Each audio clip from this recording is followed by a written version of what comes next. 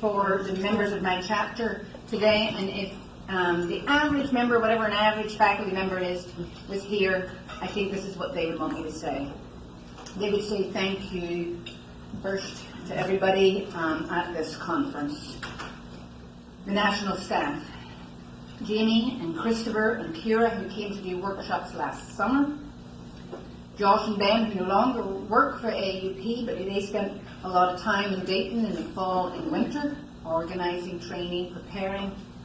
Rachel, who helped me with media, but mostly to Kira, who lived at strike headquarters through those weeks. And our faculty send our love to those staff members. And then they would say thank you to the other AAUP chapters, and I mean every single one, every single member. Your dues pay staff salaries so they can come and help us. And Wright State faculty will never forget that the entire organization stood in solidarity with us. Those in Ohio, especially, they all had delegations on the line in that terrible, terrible weather. Everyone from Kent State and Akron to Bowling Green and Central and Cincinnati. And as I mentioned in the other room, the advocacy chapters at Ohio State and Oberlin. We had one guy from Xavier come up. And of course Sarah Kilpatrick, who is the director of the Ohio State Conference, had her baby in a sling on that line. And when I told her after a couple of weeks we need to organize a march on the State House in Columbus, she said, let me put that together for you, and promptly did. Others from around the country sent food and money and messages of love and support, like Caprice's strike chow all the way from Colorado.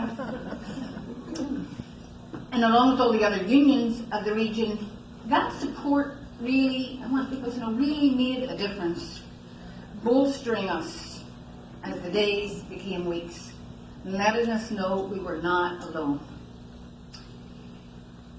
I think if it was an average faculty member, they would then turn and they'd start to thank the officers of the union, and they thank us all the time, and no doubt my fellow officers really deserve it, and you meet more of them at the Summer Institute.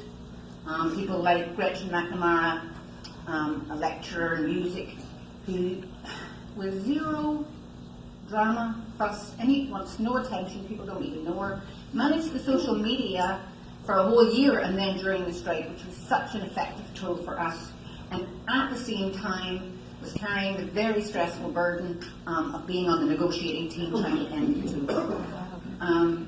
Just extraordinary. So that's the nature of my colleagues. That's where they would probably finish up. But I want to say a wee bit more. I want to give credit to that rank and file of the membership of Wright State. I'm a diehard. I was never not going to do this. But others, they faced very real, legitimate fears. People that were out there on the line who had serious health issues. One member who just completed her breast cancer surgery. Another whose husband has to get these super really expensive injections, and they were out there with no health insurance, and of course less tangible fears. What is this going to do to our university, to my career, to the department, to my family? How is this going to play out? And they lost a lot of very real money. That's no small thing. But let me tell you about them. They have no regrets. Worth every penny, no one. They have come to understand solidarity and be transformed by it. Martin Luther King talks about a sense of somebodyness, that people get a sense of being somebody from joining a movement, of being somebody who can make change happen. And because my colleagues believed in each other, that faith grew stronger by the day as we stood together and said together, we are united and we are irreplaceable. So the last night before the strike, the officers were a little nervous about who's going to show up tomorrow, who's going to cross the line. I wrote an email to them and I quoted Tom Paine. Tom Paine wrote this a few days before the crossing of the Delaware. when the revolution was in real jeopardy. He said, "Let them call me rebel and welcome. I feel no concern from it. By perseverance and fortitude, we have the prospect of a glorious issue. By cowardice and submission, the sad choice of a variety of evils." Wright State faculty, from English to engineering, from math to mental health counselling, from biology to business, from the pediatric nurses to the political scientists, would not submit. And I am extraordinarily proud to be their colleague. And I thank you for recognizing their fortitude. I know it's lunchtime, but if you can raise your glasses and